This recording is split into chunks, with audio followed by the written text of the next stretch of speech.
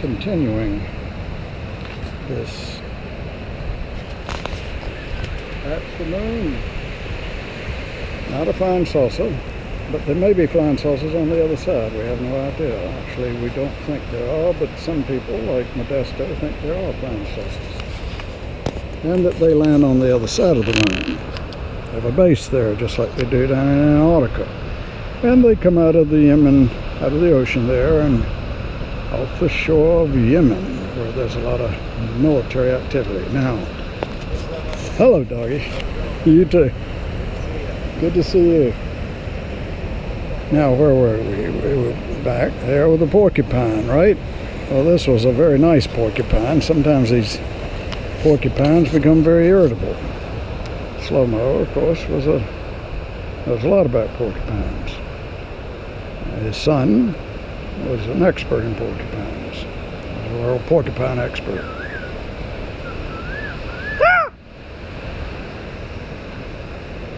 Man has been here as long as I have. Still doesn't look any older than he did the first time I saw him about 1,000,000 years ago. He always makes that sound like a whippoorwill. And I make my sound like the red-tailed hawk. Yes, that's it. Hawk. Anyway, so what happened? You want to know, don't you? Hey, doggy. Of course you do. Well, everybody got down to do one of these selfie shots down at the level that Hillary was, which she was on the ground at that time, in the emergency lane where they'd sort of set up their little area, hoping that nobody, a drunk driver or somebody like that, wouldn't come screaming down there thinking it was an open lane. They were living there like a bunch of gypsies on the side of the road. Hello, sweetie. And, of course, if a policeman or a highway patrolman just happened to be driving by, he would be curious about the corpse that was lying on the road. Naked corpse. Puts out for a few shreds, clothing here and there. And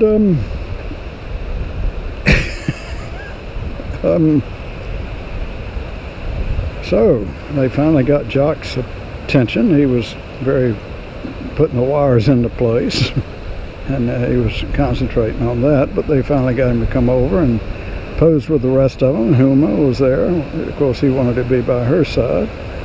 Cheryl Mills got down in position, kind of in some sort of, looked like a lotus position of some kind, that she was going to go into a state of transcendental meditation, which was a novelty that she had explored in her early life and gave her power of consciousness. She was proud that she had learned it, though her migraine headaches had continued. Hey, sweetie. Good to see you. I like that ball. Well, the girl had a ball. Okay, of course, at my age, that's not a big deal. I had a lot of balls, so to speak. But anyway, for her, a little bitty girl like that, having a ball is a big deal. So we have to take that in consideration as adults. They've been around the world a long time. They just got here, and it's all novel to them. Little ones, little bitty ones. Okay, now, so here they had the porcupine. They took some pictures. That was a big deal because the two guys, the drug dealers, were there. Of course, one of them got down in position because he wanted to be in the picture. The other one, who was hiding from, he had never paid taxes, and he was advised by his friends at times to never be shown, let a camera be taken, picture be taken of him, and never sign anything and act like he couldn't write or add or do anything else like that. But then he was retarded unless the social worker gave him a disability, then he'd just do the minimum, and that would get him through well. Well, he'd followed that advice. And he volunteered. That was Jason, I believe it was. No, it was Billy Bob. Billy Bob volunteered to be the cameraman. But at first nobody had a camera. They got all set up. They had the porcupine there. somebody opened another beer, was trying to get him to start drinking a second beer, with him standing on the back with her, that is Hillary, what was left over, the inanimate Luciferian corpse was lying there, except for the twitching leg. And that was something to behold. I've never seen anything like it in a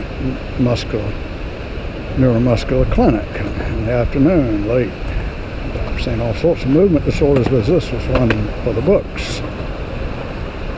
Anyway. Hey, doggy. So, here was this thing with the porcupine. Well, the porcupine, believe it or not, he did take a couple of sips of the second beer. And I could tell by his enthusiasm that he was approved very much of the industry there, the brewery in the mountains of Colorado, that it brewed this particular type of beer called Coors. He actually wanted to get some more of it, but unfortunately, or fortunately, depending on your views on becoming alcoholic, he didn't know how to buy anything. He was just a little porcupine, and he would be lucky if he ever came across beer again in his whole life, so he couldn't really get too habituated to it. He had to take that in consideration. He had a life as a porcupine in front of him. Anyway, these silly people were going to kill him, and therefore he was willing to go along with their practical joke. But the problem was that none of them seemed to have a camera. None of them knew that you had to have a camera. So they all just stood up and no picture was taken. And that's probably a good thing in some ways, depending on how this whole thing goes. Hillary might, if they were to revive her by maybe the man with the contraption with some of the drugs that the drug dealers were bringing in, maybe some of these spice compounds that are manufactured from the clever chemists that can't resist the knowledge that they get from our liberal, democratically ruled, that is democratically party ruled universities. So obviously this knowledge, chemistry knowledge, has been turned to perfect the proliferation of drugs of all types. And there's a big population of young people to experiment with, find out what's a suitable drug, which ones have side effects, and so on. And they have the whole Democratic Party to support the drug industry to bring in the suspects, the people, to keep them there in the ghetto, drugged up. Hillary Clinton again. These are wicked people. But anyway, it's the legacy of inhumanity. Hello, beautiful people. Have a nice evening. Hey, doggy. You too, sweetie. And